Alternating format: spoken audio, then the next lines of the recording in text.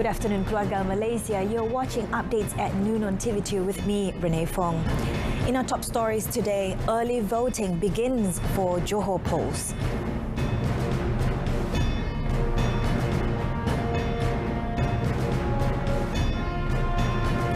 United Nations calls for safe aid delivery to Ukraine combat zone.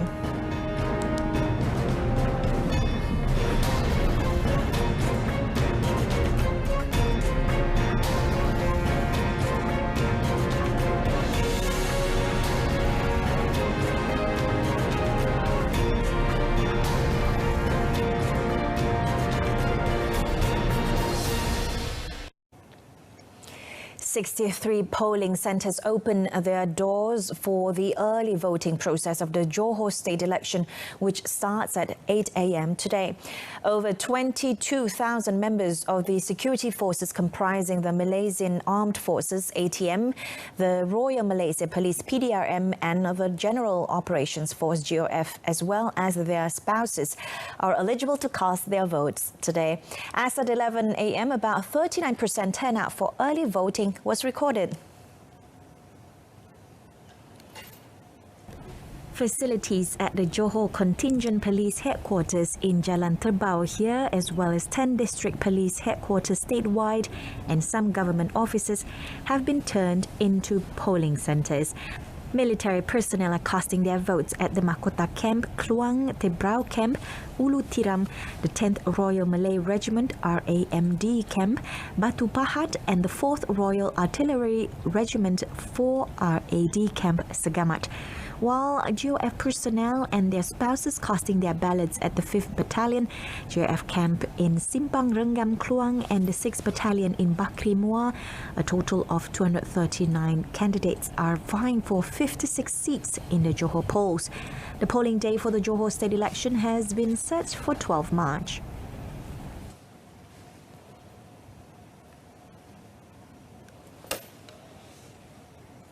Johor Police Contingent will enhance their cooperation with the Malaysian Anti-Corruption Commission MACC to ensure no bribes of any form happened during the Johor state election.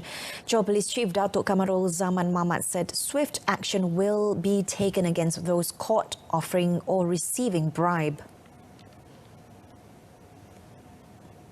As of yesterday, the police have yet to receive any reports of bribe attempts throughout campaigning period. Kita akan mengambil tindakan jika kita perkara-perkara yang disebut tadi berkaitan dengan pemberian wang dan sebagainya berlaku di depan mata, kita akan terus segera mengambil tindakan. Sementara itu kita akan memberikan kerjasama sepenuhnya kepada pihak SPRM untuk menjadikan siasatan seterusnya, walaupun pihak PDRM juga akan menjadikan siasatan. The Johor Police Chief said this during the Bicara Narrative program last night.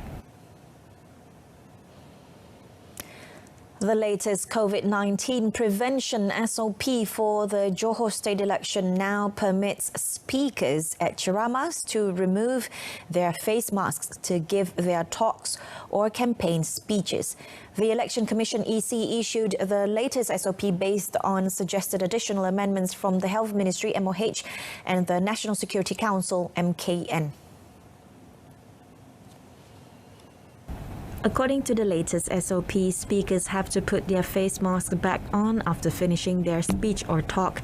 Also, all attendees of ceramas, talks or campaigns must always have their face masks on and maintain physical distancing of at least 1 meter between individuals. For party meeting activities, the SOP states that all attendees must wear their face masks at all times and maintain physical distancing of at least 1 meter. Physical greetings are not allowed. Amendments of the COVID-19 prevention SOP is effective immediately, the EC said, adding that it hoped that all parties would comply with the laws, regulations and campaign ethics and not disrupt public order and safety.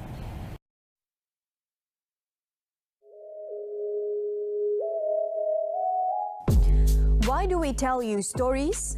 Relevant, New, efficient, accurate. reliable. We bring you extraordinary stories from around the world, from politicians, bankers, and even your favorite celebrities. This and many more on RTM's English News.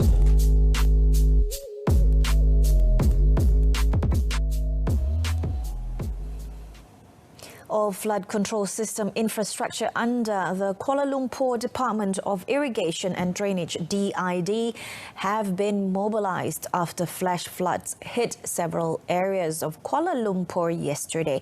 Environment and Water Minister Datuk Seri Tuan Ibrahim Tuan Man said pump houses, waterlocks, sirens, retention ponds and flood diversion systems are all operating well in accordance with standard operating procedures. Kejadian banjir berpunca daripada hujan lebat yang luar biasa dalam tempoh 2 jam menyebabkan sistem peparitan sedia ada tidak dapat menampung kapasiti aliran air yang sangat tinggi. To reduce the risk of flash floods, Datuk Seri Tuan Ibrahim said the Kuala Lumpur DID was implementing improvement and upgrading work at retention ponds in the city. He also said that 2 flood mitigation projects, the Sungai Bunus Mitigation Project and the Sungai Batu Diversion Project, are expected to be completed by February 2024. Meanwhile, Environment and Water Ministry Secretary-General Datuk Seri Dr. Zaini Ujang said the extraordinary rainfall recorded yesterday, which was almost equivalent to a month's average, was the main cause behind the flash floods. Normally, the average annual rain for the country was 2,500 millimetres and the monthly national average was 208 millimetres, he said, adding that the rainfall recorded today at Taman Desa Smart Station was 106.5 millimetres and 155 millimetres at Air Panas Station. He said in just 2 hours, the rainfall has exceeded half of the monthly average. Following the flash flood incident hitting Kuala Lumpur yesterday, affected residents had to evacuate to 2 temporary flood relief centres, PPS, as of 12 p.m. last night. A total of 456 evacuees sought shelter at Sekolah Jenis Kebangsaan Tamil Saraswati at Jalan Klang, while the rest were placed at Dewan Sultan Sulaiman. According to Kampung Pasir resident, floodwater started to rise after 30 minutes of heavy rain. Tadi tu hujan deras sangat. Lepas tu tiba-tiba air tu naik. Air laju sangat. Cuman kita cepat jugalah, takut macam kejadian sebelum ni. So kita boleh angkat barang-barang kita tu macam kereta. Sebelum ni kereta kita dah hampir tenggelam, tapi alhamdulillah boleh selamat lagi lah. Yang ni kita laju keluarkan kereta dulu, lepas tu kita urus rumah. Waktu kita orang naik banjir tadi dalam pukul 3.30, dalam pukul 4 lah macam tu. Lepas tu waktu air naik tu kita orang nak kemas rumah. Lepas tu air naik sampai lutut kat luar rumah saya. Polis dah suruh keluar rumah dan bomba dah datang dengan tentera tadi. Itu hari pun belum habis lagi kepentanannya, sekarang datang lagi. Tadi masih di rumah lah berehat-rehat, tapi saya pun tak menyangka bahawa air itu naik lagi. Jadi macam kita ni macam pelan-pelan aja, sekali air itu naik. Jadi barang-barang pun banyak yang tak boleh diselamatkan lah. Over in Selangor, more than 1,000 people had to be evacuated to 4 PPS, while in Perak, 1 PPS remains active to provide shelter for 14 evacuees. According to Welfare Department Disaster Info Portal, the 4 PPS in Selangor are SK Puchong Indah, MBSJ Multipurpose Hall, Putra Height Mosque and Multipurpose Hall in Section 26, Shah Alam. The evacuees consist of 346 men, 337 women, 343 children, including 25 babies from a total of 262 families. Meanwhile, the only PPS remains active as of 8 a.m. today is housing 14 evacuees that include 7 children. The government has agreed to extend the quarantine leave facility to other infectious diseases requiring quarantine or isolation effective 4th March. Public Service Director General Datuk Sri Muhammad Shafiq Abdullah said that the facility had previously been limited to 6 types of infectious diseases, namely foot and mouth disease, dengue and dengue hemorrhagic fever, measles, diphtheria and malaria. In a circular dated 4th March, he said that the government has improved the facility by including other infectious diseases to the existing 6 diseases on the list, as acknowledged by government and private medical practitioners. With the improvement, the name of the quarantine leave facility was amended to Leave to Tend to Quarantined Children or those in need of isolation. According to the attachment included with the circular, it encompasses birth children, stepchildren, de facto adopted children and foster children. The duration of leave for this facility is the existing 5-day maximum limit per case, or as long as the duration provided by any government or private medical practitioner, whichever is lower, subject to amendment including weekly rest days, weekly off days and general public holidays. In addition, should the civil be able to carry out their assignments at home, the department head can consider allowing working from home. Datuk Sri Muhammad Shafiq said the improvement was extended to all state civil services, statutory bodies and local authorities subject to their respective jurisdictions.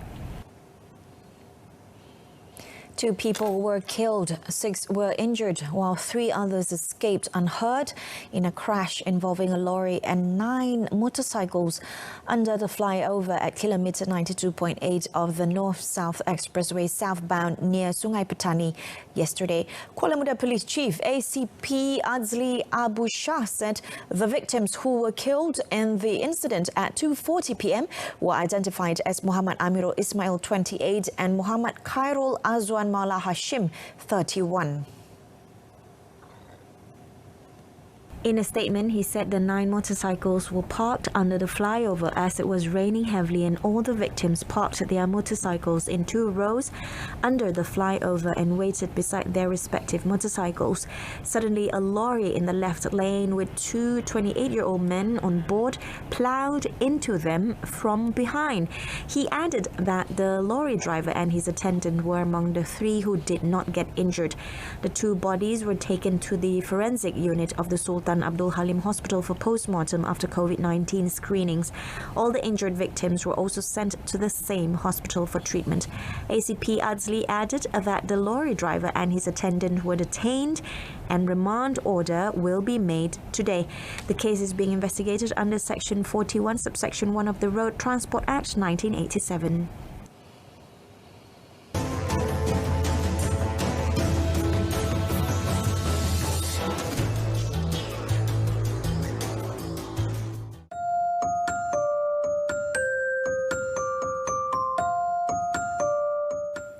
There has been a drastic increase in suicide cases as compared with previous years. According to PDRM, as of March this year, a total of 336 suicide cases were recorded. We can manage this issue if we are able to identify the symptoms of early depression.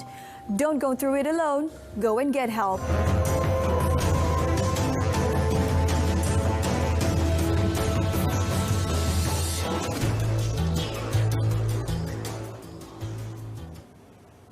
That concludes updates at noon. Making the headline today, early voting begins for Johor polls. Tune in to News at 10 coming up at 10 p.m. on RTM News Channel. Till then, I'm Renee Fong. Salam Keluarga Malaysia. Stay tuned to TV2.